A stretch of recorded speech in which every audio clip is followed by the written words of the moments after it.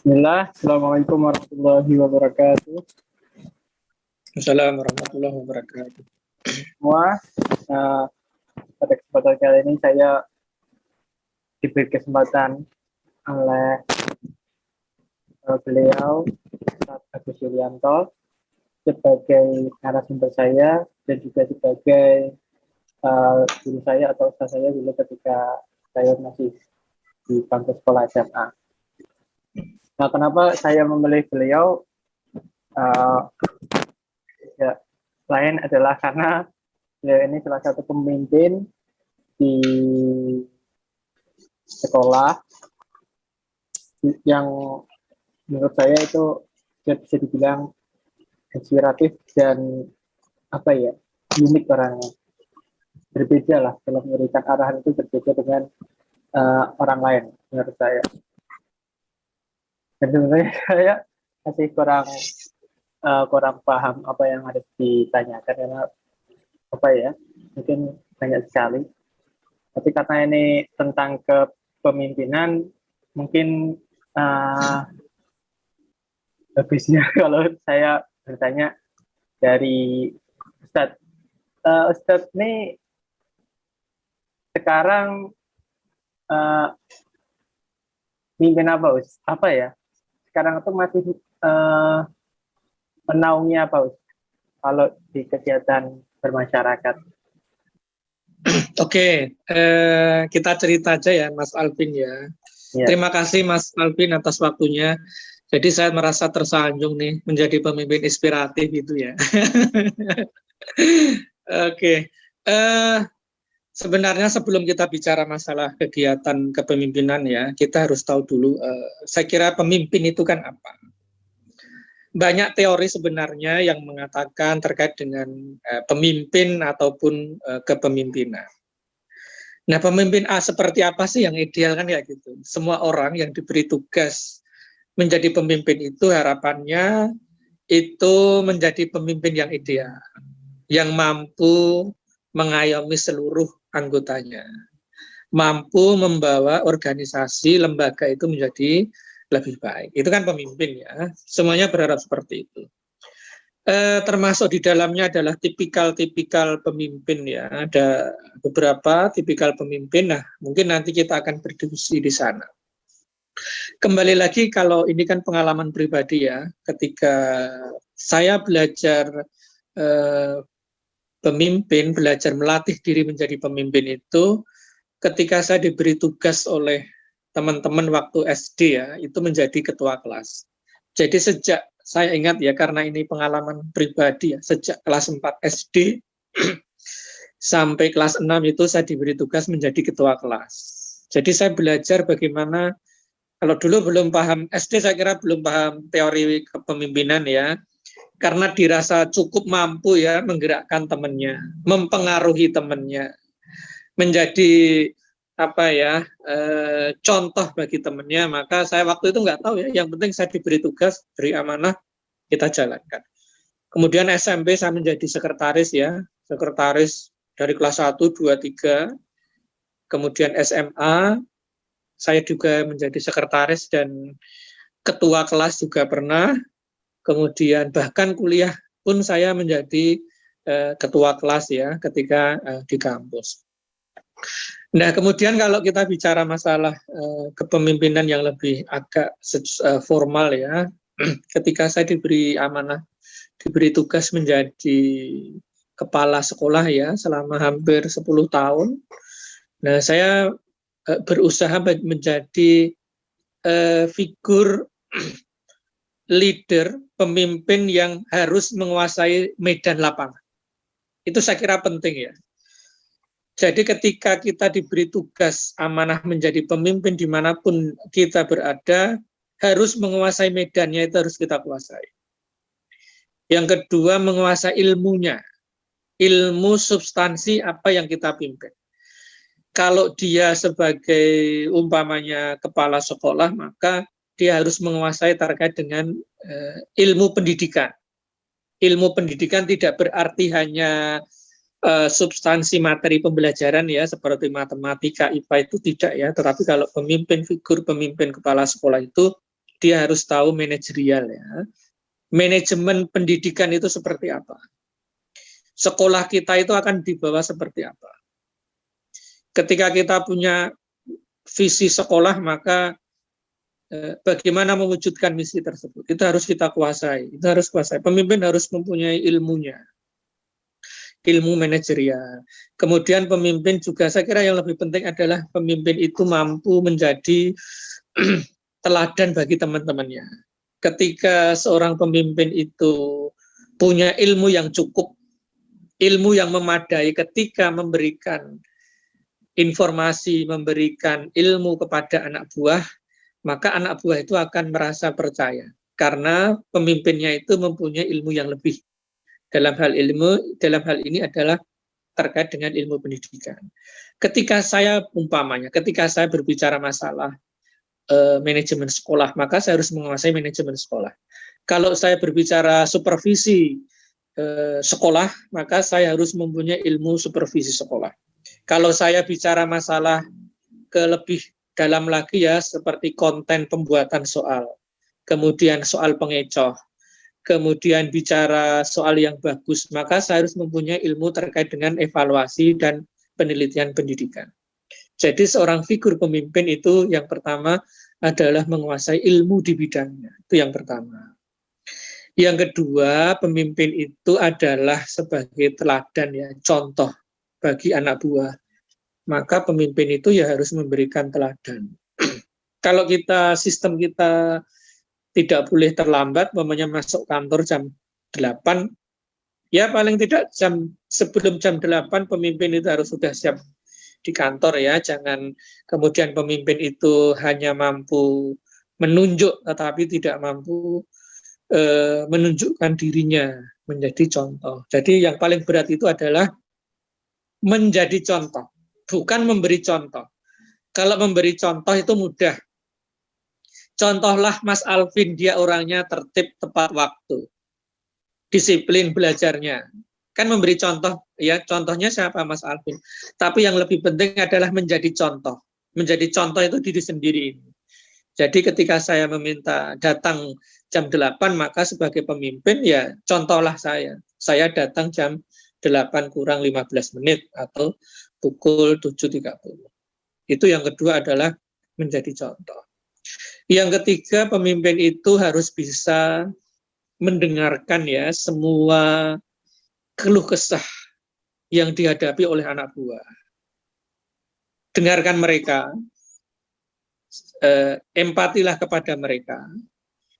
Dan yang penting juga adalah ketika mereka punya masalah, maka pemimpin itu harus berdiri di depan yang bertanggung jawab.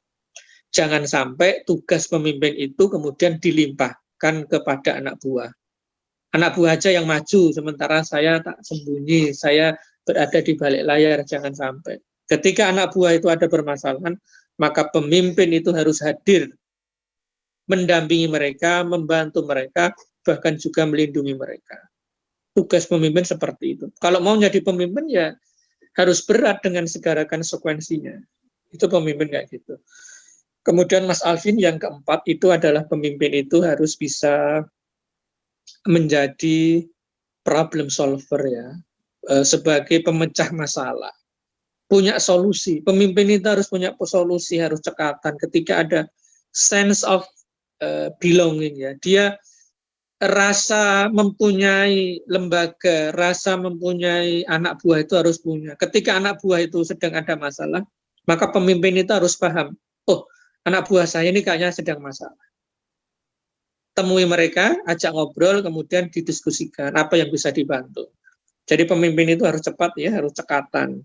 Bahasa sekarang itu saksek itu ya Mas Alvin ya. Orang leda-lede itu ya, enggak nanti-nanti, tapi harus cak-cek, harus satset. Itu harus pemimpin.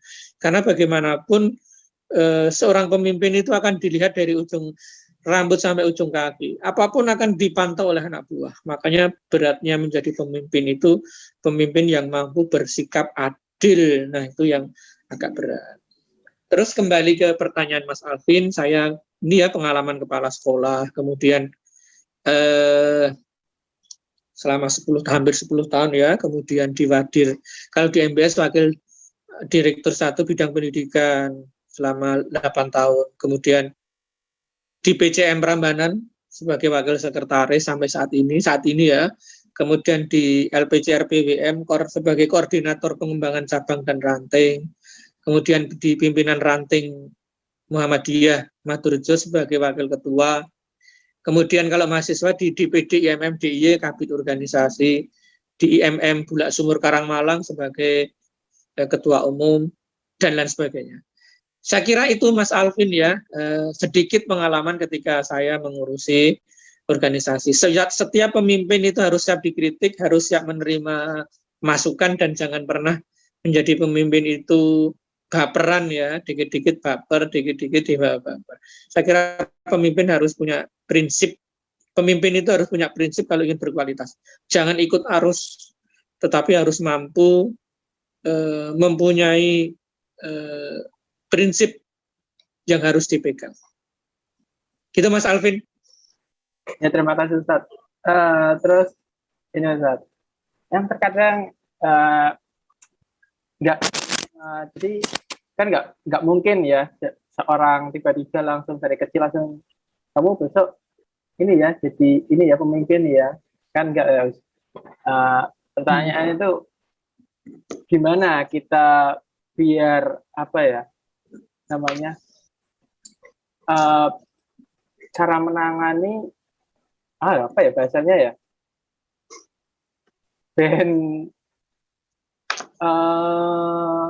apa ya lali ke pertanyaannya. Muncul menjadi figur pemimpin itu ya, prosesnya ya. Iya, prosesnya maksud saya. Oke, itu memang yang pertama itu yang berpengaruh kepada diri seseorang ya. Kalau kita bicara masalah pendidikan ya, pendidikan itu kan ada tripusat pendidikan ya. Tripusat pendidikan itu yang pertama adalah keluarga. Yang kedua adalah sekolah, yang ketiga adalah lingkungan. Kalau kita mengenal, mungkin Mas Alvin juga pernah mendengar tentang pendidikan non-formal, pendidikan informal, dan juga pendidikan formal. Nah, tiga-tiganya itu saling berpengaruh. Yang pertama adalah keluarga ya, atau informal. Pendidikan informal itu pendidikan dimulai dari keluarga. Kalau kita masih di keluarga itu kan kita akan mengenal figur ya, figur orang tua kita. Kadang orang tua kita itu menjadi inspirasi. Saya kepengen seperti ayah saya ketika memimpin. Mungkin ayahnya menjadi Pak RT atau menjadi Pak Dukuh. Nah itu kan muncul sumber-sumber inspirasi. Atau kita ketika melihat ikut apalah, kemudian melihat Pak Lurah atau Pak Camat, kok dia pidatonya bagus. Nah kemudian muncul sumber-sumber inspirasi. Maka cara supaya kita muncul jiwa kepemimpinan yang pertama ya itu kita harus melatih diri kita untuk aktif di dalam lingkungan masyarakat kita. Harus dipaksa ya. Itu kalau masih kecil belum paham, saya kira orang tua juga perlu belajar mengetahui bagaimana cara mendidik supaya anak-anaknya itu menjadi seorang figur pemimpin. Dia dilatih keberaniannya, mungkin ada pertemuan RT diajak, kemudian ketika bertemu dengan temannya disuruh bertanya, kemudian kita seringlah bertanya sama mereka melatih mereka untuk berdiskusi ya, bertukar pikiran, kemudian mereka dilatih untuk ngomong, bicara di depan umum. Saya kira kalau lama-lama itu muncul, itu kan by design ya, itu didesain, nah itu nanti akan muncul jiwa-jiwa kepemimpinan itu akan muncul. Jadi itu harus by design. Kita latih, kita ajari, dan lingkungan itu harus mendukung. Yang kedua, berilah kesempatan kepada mereka untuk berlatih. Jangan hambat mereka ketika mereka ingin tampil di depan ya. Mungkin yang level paling kecil ya, mungkin mereka menjadi MC, umpamanya kan kayak gitu ya. Saya kira kalau anak-anak seusia SD, SMP itu untuk MC walaupun hanya sekedar membaca itu kan mereka tidak masalah ya. Saya kira harus dimulai dari situ. Yang pertama adalah lingkungan. Yang kedua, ajari mereka untuk muncul tokoh-tokoh inspirasi bagi mereka. Oh, saya kagum sama siapa kan? Nah, ambil dari kelebihan tokoh-tokoh itu seperti apa?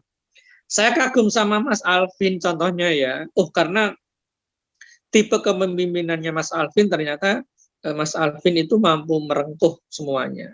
Ketika dihujat, itu Mas Alvin nyantai saja ya, tidak marah. Ketika dipuji juga Mas Alvin tidak besar kepala ya, tidak terbang ketika dipuji dan tidak tumbang ketika dihujat. Jadi seperti itu.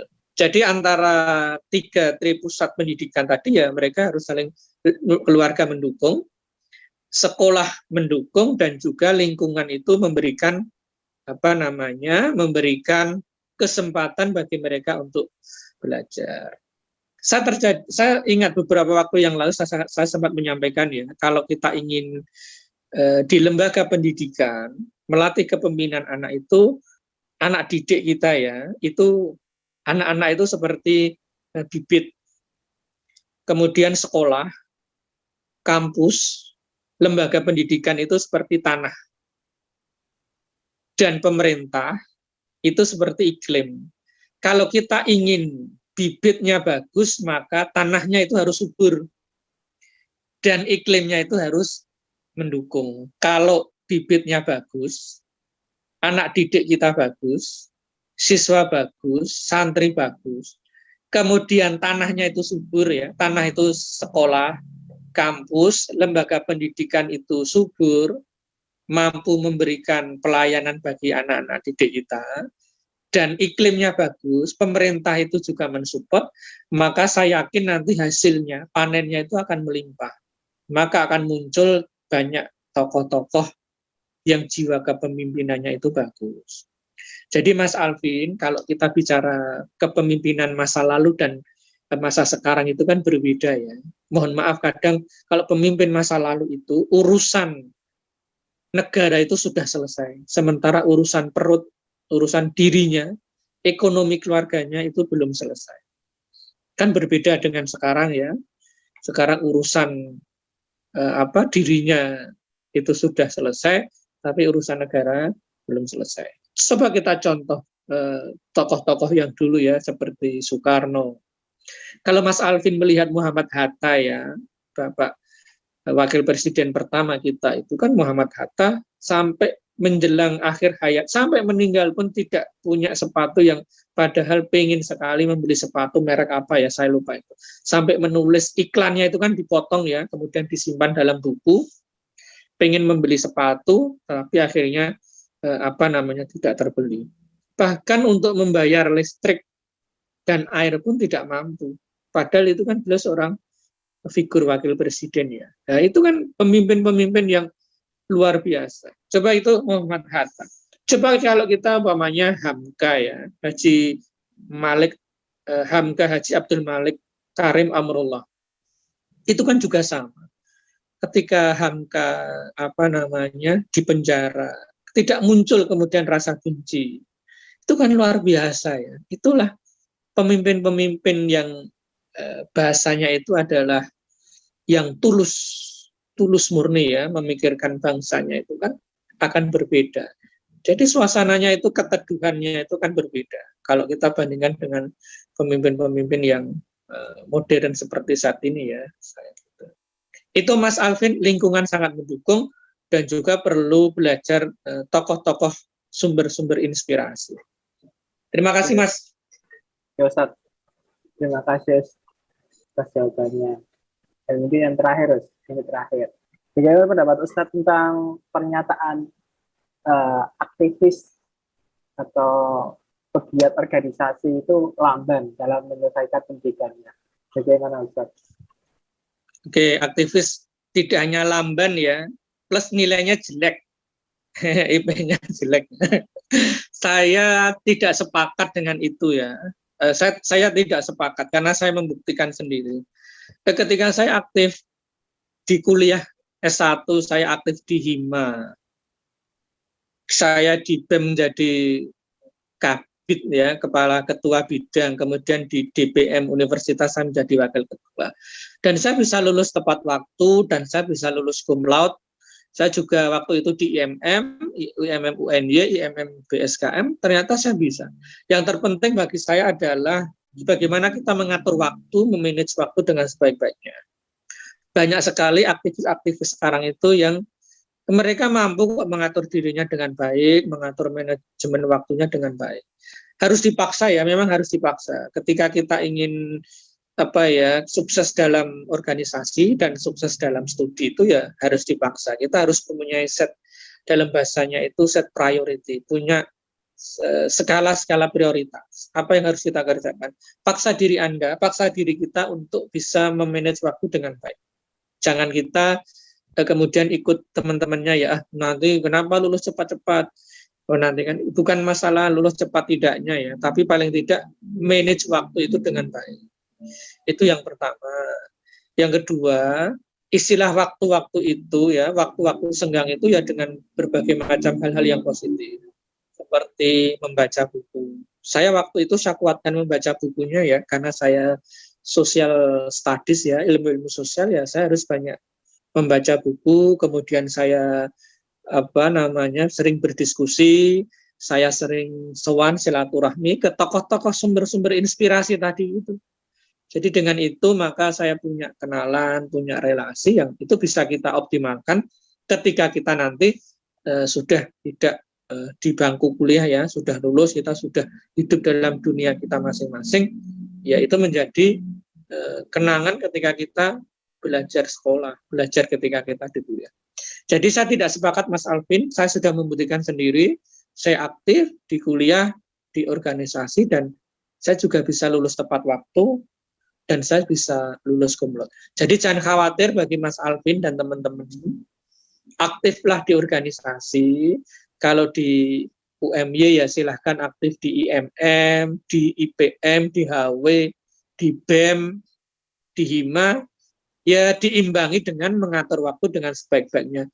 Tapi kan tugasnya banyak. Iya, saya dulu juga tugasnya banyak. Sama. S1 saya juga menempuh 144 SKS, ya saya ternyata bisa. Nggak usah khawatir ya waktu itu. Saya belajar memanage waktu, ternyata saya bisa. Tapi kan nanti sibuk ini saya capek. Sama, saya dulu juga capek. Pulang larut malam. Pulang malam sampai rumah jam 8, jam 9 malam juga nyaman-nyaman saja ya. Tapi kalau sekarang pulang jam 10 malam, juga mikir-mikir itu kalau ada kelitih ya. Lebih baik kalau jam 10 mau pulang, itu lebih baik tidur saja, menginap saja di kos teman. Itu nanti akan lebih nyaman. Kalau dulu kan tidak seperti saat ini ya. Jadi nanti suasananya akan berbeda. Saya berpesan Mas Alvin ya, sebelum kita mengakhiri ya, karena pertanyaan terakhir ya, closing statement saya, khusus untuk Mas Alvin, karena saya kenal baik ya sama sama Mas Alvin, saya berpesan, sebenarnya pesan saya cuma satu Mas, ciptakan sejarah untuk dirinya Mas Alvin sendiri. Buat sejarah, yang itu sejarah itu akan selalu Mas Alvin kenang dan juga akan dinikmati, dilihat oleh orang lain. Kalau kita mampu menciptakan sejarah untuk diri kita sendiri, dan kita mampu menciptakan sejarah untuk orang lain, saya yakin nanti Mas Alvin itu akan selalu dikenang. Oh, Mas Alvin dulu yang menciptakan sejarah. Boleh nanti sejarahnya apa? Mas Alvin mau mendirikan lembaga, Mas Alvin mau menjadi gubernur Jawa Tengah. Nah, itu menciptakan sejarah untuk dirinya sendiri. Maka saya selalu berpesan, ciptakan sejarah, buat sejarah untuk Mas Alvin sendiri, dan nanti orang lain itu yang akan mencatat sejarah yang pernah ditorehkan oleh Mas Alvin. Saya kira itu Mas Alvin, terima kasih atas kesempatan dan waktunya. Terima kasih kembali Ustaz. Saya harusnya terima kasih ya karena udah mau menyempatkan waktu dan mau diganggu waktu istirahatnya sama saya.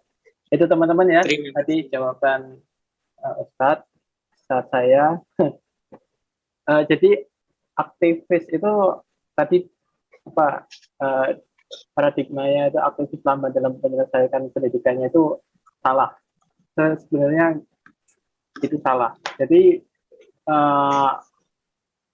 jadilah pegiat organisasi diimbangi dengan memanajemen waktu kalian. Oke, jadi itu aja.